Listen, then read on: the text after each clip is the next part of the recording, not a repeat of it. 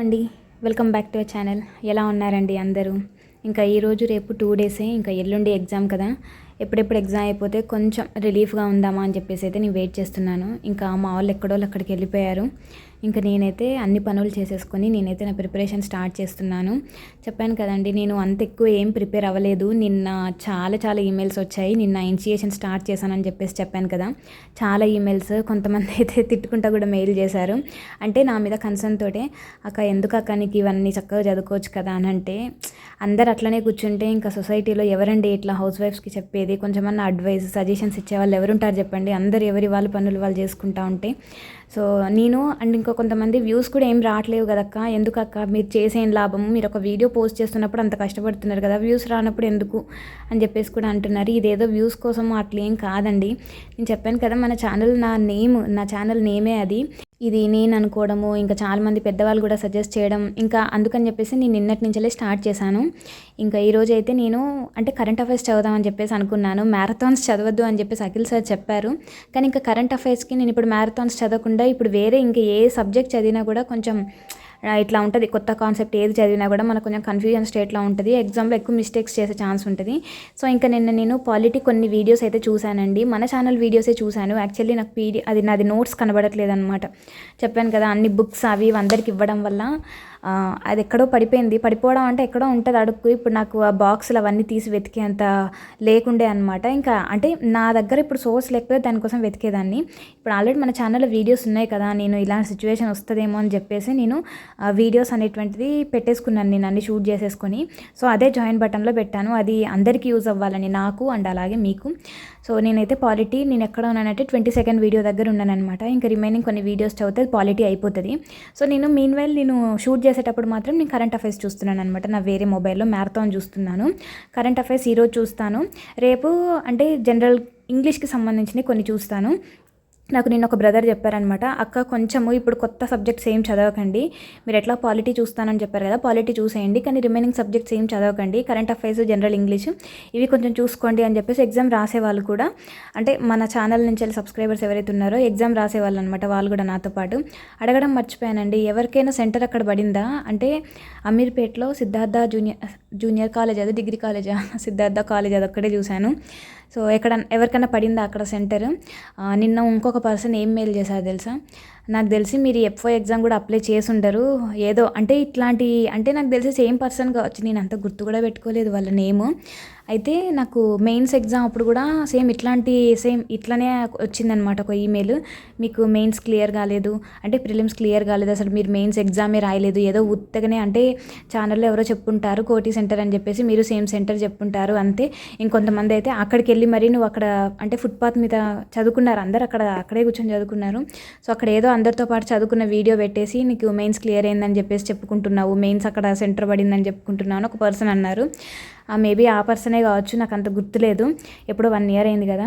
So same exactly మళ్ళీ అట్లాంటి అంటే సేమ్ అట్లనే అంటే అదే విధంగా అన్నారనమాట. ఇప్పుడు కూడా ఎఫ్ఓ ఎగ్జామ్ నువ్వు అసలు అప్లై చేయలేదు, ఏదో ఇంకా అంటే ఛానల్ రన్ అవ్వాలన్న ఉద్దేశంతో అప్లై చేసుంటావు, ఆ సెంటర్ కూడా ఎవరో చెప్పుంటారు అని చెప్పేసి అన్నారనమాట. ఇంకా ఏం చెప్తామండి ఇలాంటి మనుషులకి, నేనేం పట్టించుకోను. కాకపోతే ఇలాంటి మరి చెప్పడం ఎందుకు ఛానల్లో అని అంటారు కావచ్చు.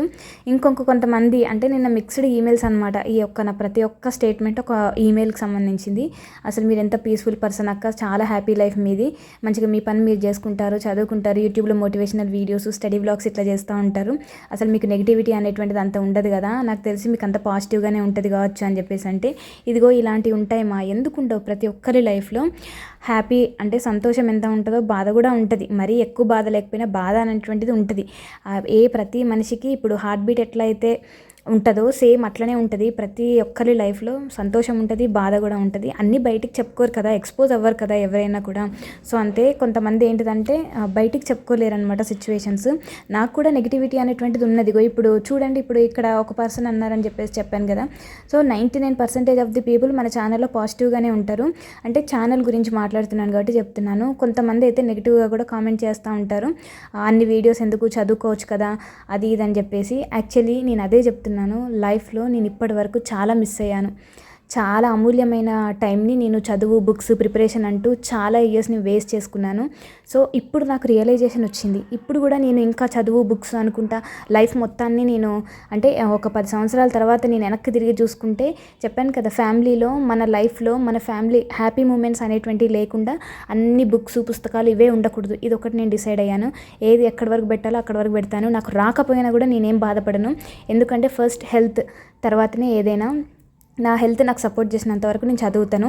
అక్కడ వరకు మాత్రమే నేను రాస్తాను. ఇన్ కేస్ నాకు కానీ హెల్త్ కొంచెం అప్సెట్ అయినా కూడా, నేను రాయలేకపోయినా కూడా నేను ఇంకా బాధపడను. నా సైడ్ నుంచి నేను నా శక్తి మేర నేను ట్రై చేశాను.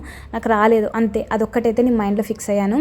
సో ఇది చాలామందికి అర్థం అవ్వట్లేదు. అంటే ఆ రియలైజేషన్ పాయింట్ వస్తేనే ఎవరికైనా అర్థమవుతుంది.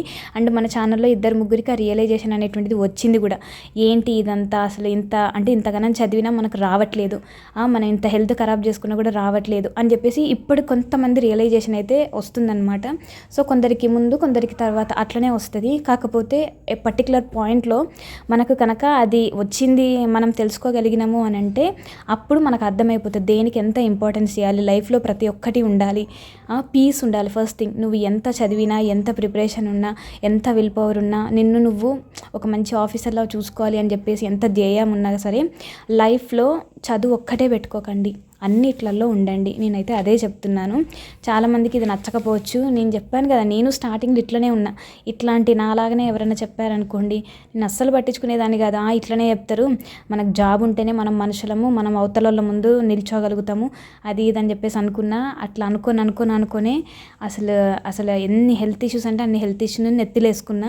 సో ఇప్పుడు ఇంత బ్యాగేజ్ చేసుకొని నేను నా పిల్లల్ని, నా ఫ్యామిలీని నేను ఎలా లీడ్ చేయగలుగుతాను అని చెప్పేసి ఇప్పుడు నాకు ఆ రియలైజేషన్ అయితే వచ్చిందనమాట. సో అందుకని చెప్పేసి నేను నా లైఫ్లో ఫస్ట్ థింగ్ మన హ్యాపీనెస్ అనేటువంటిది ఉండాలి. లైఫ్లో జీవితంలో సంతోషంగా గడపగలగాలి. అప్పుడే ఆ మనిషి ఆ జీవితానికి సార్థకత దొరికింది అని చెప్పేసి నేను అనుకుంటాను. ఏదో ఫిలాసఫీలు చెప్తుంది అని చెప్పేసి అనుకోకండి.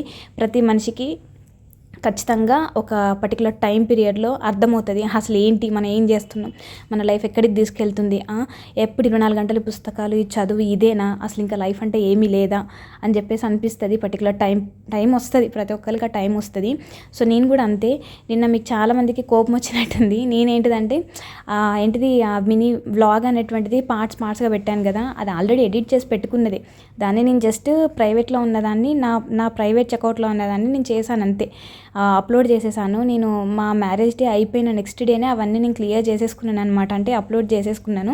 కాకపోతే పబ్లిక్లో పెట్టడం నిన్న పెట్టేశాను. దానివల్ల మీరు ఒకటే రోజు ఇన్ని వీడియోస్ పోస్ట్ చేస్తుందని చెప్పేసి కూడా నెగిటివ్గా అన్నారు.